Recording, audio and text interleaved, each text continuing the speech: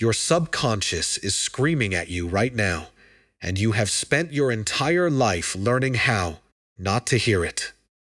Sit with that for a moment. Not as an accusation, as a diagnosis, because somewhere between the alarm clock and the commute, between the notifications and the endless scroll, you built a wall. Not out of weakness, out of survival. The world demanded your attention every single hour of every single day, and something had to give. So the quietest voice in the room got quieter.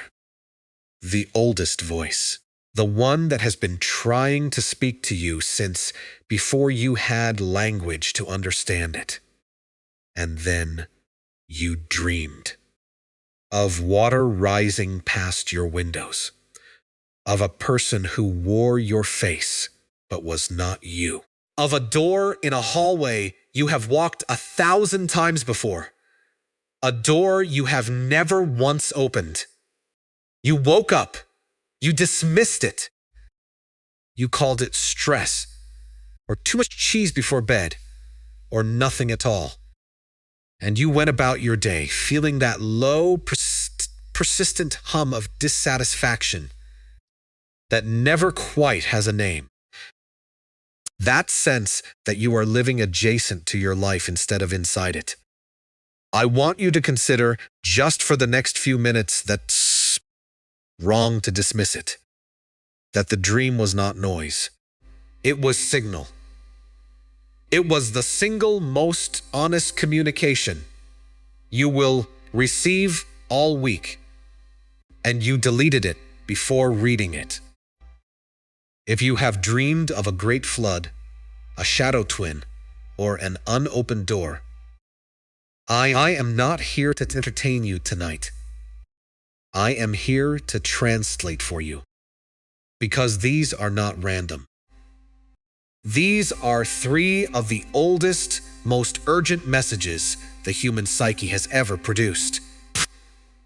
And they are appearing in your sleep for a reason that has everything to do with why you feel stuck, why you feel muted, why you feel like there is a version of your life happening just out of reach, behind glass, and you cannot find the door. There is a door. I promise you there is a door. And your dreams have already shown it to you. Let's begin. We are living inside a very particular kind of epidemic. It doesn't announce itself with fever or cough. It moves quietly, and it has a name that the philosopher Thoreau gave it more than a century and a half ago. Long than a century and a half ago. Long before any of this technology existed to make it worse. He called it quiet desperation. The mass of men, he wrote, lead lives of quiet desperation. Go to their graves with the song still in them. Sit with that phrase. The song's still in them. Not a song they never had. A song they carried their whole lives and never sang. Now look at what we have built since Thoreau's time. We built machines that live in our pockets and vibrate for our attention roughly for every 4 minutes of every waking hour. We built feeds engineered by the smartest optimization engineers on the planet, whose entire professional purpose is to make sure your focus never rests, never settles, never turns inward for long enough to ask an uncomfortable question. We built a culture that mistakes constant motion for meaning, that mistakes busyness for purpose, that mistakes the appearance of a life for the substance of one. And it worked. It worked with terrifying precision. Because here you are in 2026, more connected than any human being in the history of our species. And yet, Nostos keep confirming what your own show chest already knows at 3 in the morning. Loneliness at record highs, meaning at record lows.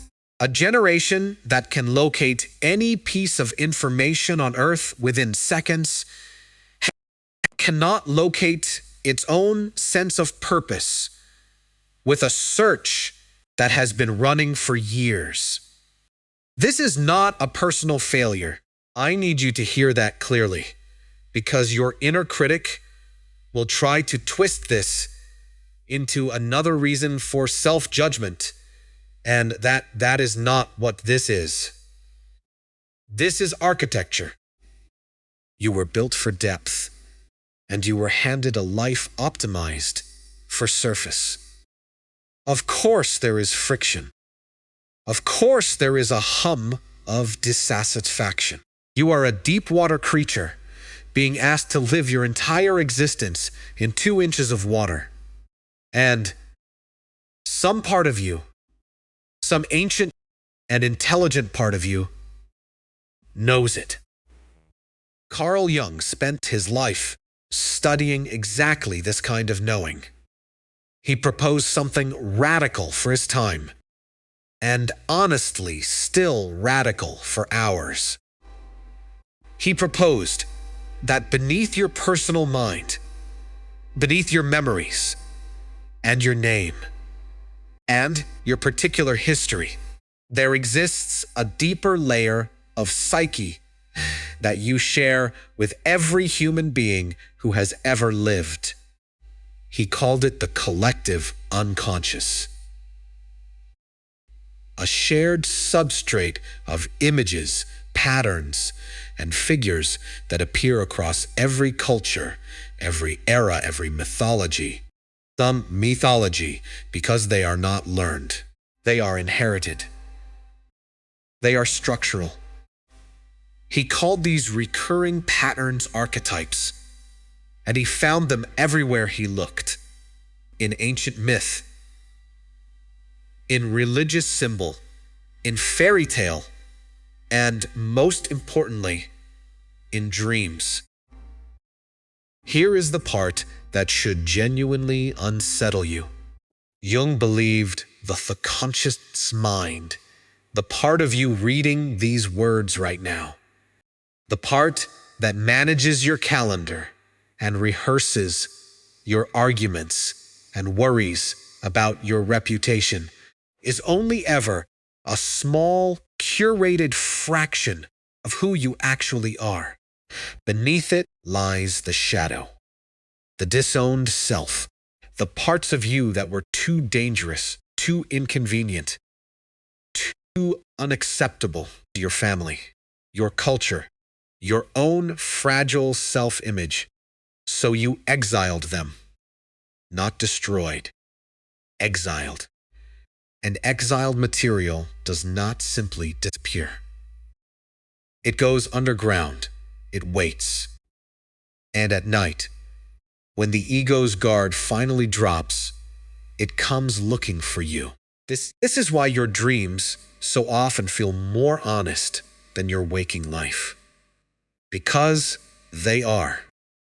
There is no one to impress in a dream. No audience, no reputation, no carefully managed self-image. Just the raw psyche communicating in the only language it has ever truly spoken, which is the language of image and symbol and sensation. And here is why this matters more in this exact year than it has mattered in decades.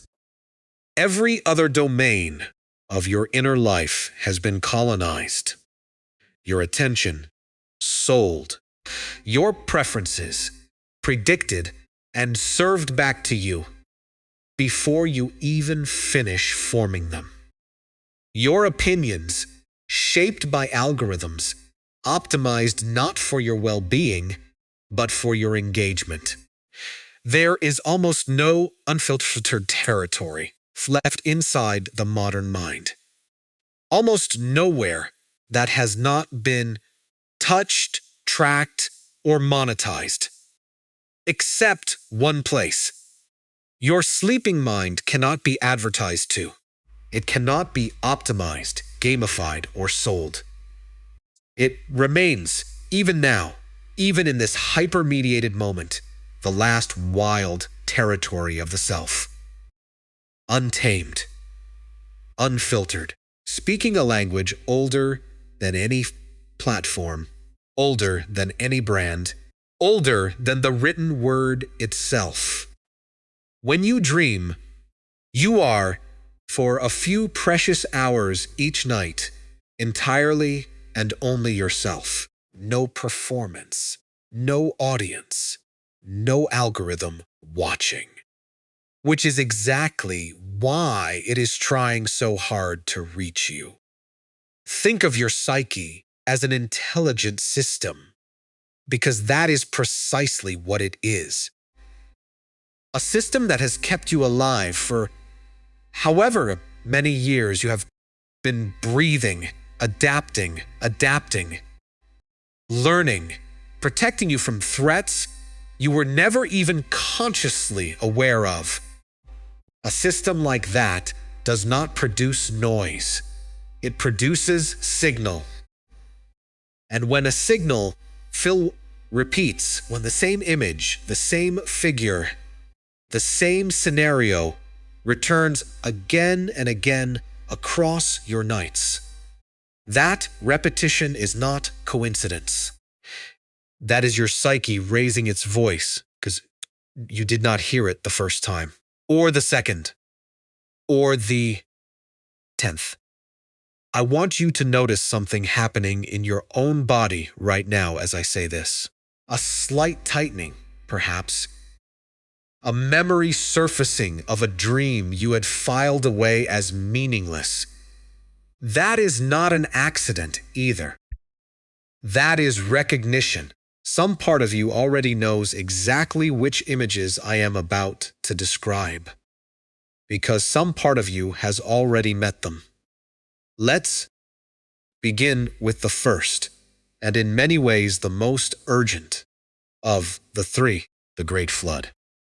Picture it with me, because your psyche did not send you a headline. It sent you a full sensory experience. And we should honor that by feeling it rather than merely discussing it. You are somewhere familiar. Your childhood home, perhaps, or your current bedroom, or an office you recognize, even though the layout is subtly wrong the way dream architecture always is. And you notice the water first at the edges. A darkness pooling beneath the door. A dampness in the carpet that should not be there. And then, faster than should be physically possible, it is rising. Past your ankles, past your knees.